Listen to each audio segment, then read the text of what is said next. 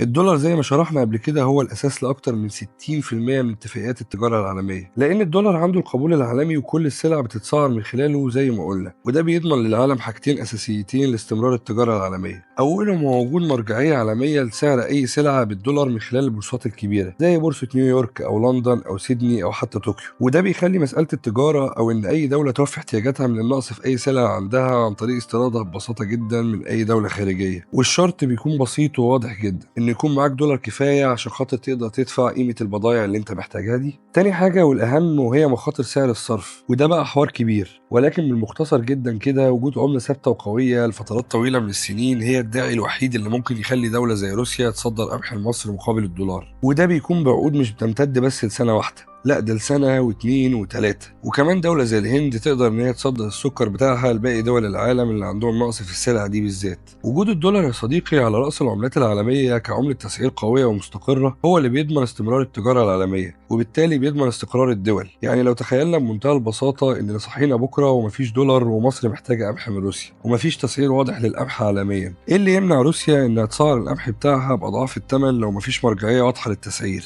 وتستغل احتياج مصر الشديد للقمح؟ والكلام ده كمان تقدر تطبقه على كل شيء واي سلعه ممكنه من غير وجود الفتوى الكبير الظالم ده زي عبد الملك زرزور كده في ابراهيم الابيض. الفوضى هتعم في كل شيء، معظم الاتفاقات التجاريه هتقف، الاستثمارات الدوليه بين الدول وبعضها مش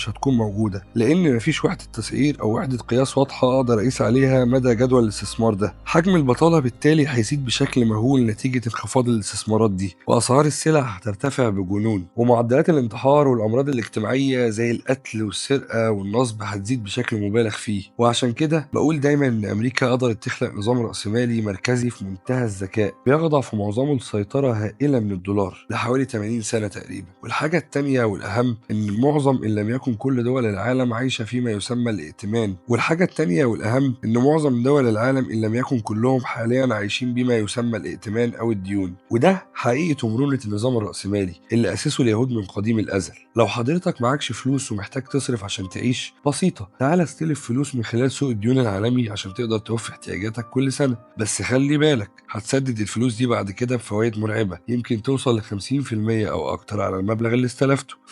أنا هسلفك عشان تعيش، لكن في الحقيقة إنك هتعيش طول عمرك خدام عندي بتسدد في ديونك المتلتلة. وعشان كده لما نشوف إجمالي حجم الديون العالمية هتلاقي إن الرقم ده يقترب من 250 تريليون دولار. ديون الحكومات تتعدى 65 تريليون دولار، وديون الشركات لوحدها بتتعدى 80 تريليون دولار. أما ديون الأفراد بقى فرقم بسيط شوية بيتعدى 55 تريليون دولار. ونصيب الديون الأمريكية لوحدها من السوق ده كإجمالي ديون للشركات والحكومات والأفراد الأمريكيين بيعدي ال 62 تريليون دولار، يعني بنتكلم في حوالي 25% من إجمالي سوق الديون العالمي. والمساهمة الرهيبة دي في سوق الدين العالمي من أمريكا بتخلي أي دولة محتاجة تستلف إنها لازم ترجع للبنش مارك أو وحدة القياس بتاعة الفيدرالي الأمريكي. يعني مثلا لو أمريكا مصداقيتها الائتمانية تريبل اي وبتقدم فايدة 5% لما تيجي تستلف من أي دولة، الموضوع ده بيخلي دولة مصداقيتها الائتمانية أقل شوية زي تركيا وتصنيفها بي أو بي بلس مضطرة إنها تقدم فايدة من 16 لحد 25%، وده حسب نوع السندات اللي بتقدمها. طب تخيل بقى لو مفيش سوق ديون وتركيا دولة محتاجة فلوس عشان خاطر تشتري بترول وغاز باستمرار لأنها فقيرة في مصادر الطاقة، ساعتها تركيا هتستلف من مين وبأي ضمانات عشان تشغل مصانعها؟ طبعا ده مثال بسيط لموضوع كبير جدا، ولكن يكفي انك تعرف ان عدم وجود دولار مستقر هيخلي الفوائد عالية جدا عشان مخاطر التضخم، وبالتالي الدول التانية لازم تعرض فوائد اعلى عشان تقدر هي كمان تستلف وتوفي احتياجاتها. اما بقى عدم وجود دولار من الاساس فهيعمل فوضى في سوق الديون، والدول مش هتعرف تستلف اساسا لان محدش هيخاطر بفلوسه وانه يسلفها لدولة تانية في ظل سوق غير مستقر وملوش حاكم. باختصار كده يا صديقي الدولار مكلبشهم من كل ناحية، هو لازم يكون قوي عشان باقي الدول ما تتحملش فوائد عالية على ديونها، ولازم أمريكا تفضل موجودة كحارس على الديون، وده عشان أصلا الدول اللي معاها فلوس تكون مطمئنة على فلوسها في سوق مستقر وآمن وتقدر تسلف فيه الدول التانية الفقيرة وتاخد منها فوائد محترمة كل سنة. ويكفيك يا صديقي في النهاية إنك تعرف إن العالم كله عايش على فقاعة كبيرة من الديون كل سنة بتزيد أكتر وأكتر، وبيجي على راسها أغنى دولة في العالم واللي عندها ثروات مهولة، ولكن بتختار إنها تطبع شوية ورق وتشتري بيه ثروات العالم اللي هي محتاجاها وتحافظ على ثرواتها هي لآخر نفس ممكن، لأنها زي ما قلنا ماسكة العالم من إيده اللي بتوجعه. وبقى سلم لي على جوزه يا إسماعيل بيه. بس كده يا سيدي، أتمنى تكون فهمتوا القصة باختصار، ولو كملت المقطع لحد هنا فشكرا جزيلا ليك.